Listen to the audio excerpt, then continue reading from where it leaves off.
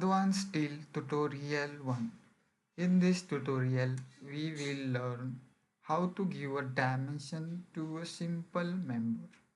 This is a simple member which have a hole that can you see.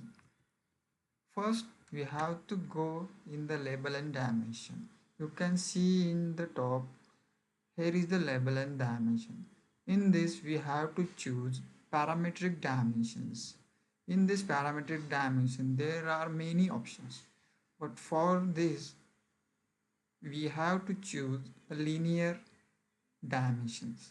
First, we have to choose linear dimensions, then select the member, then we can easily give the dimension to the member. Then select first point, then second point and place the dimension.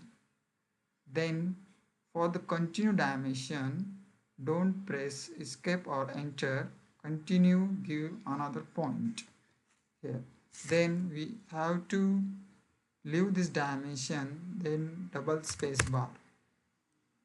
Okay, and if we have to delete these dimensions without deleting all dimensions, here is the option delete point. Select delete point, select the which dimension you want to delete, click there and enter the space bar. Easily we can delete these dimensions. And this way we can also add the dimensions. Here you can see the insert point. Click insert point. No, first you have to select the dimensions, then select the insert point and give wherever you want to give the dimensions. Then double space bar.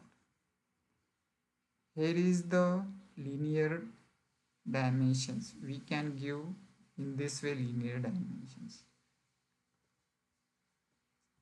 I will repeat this.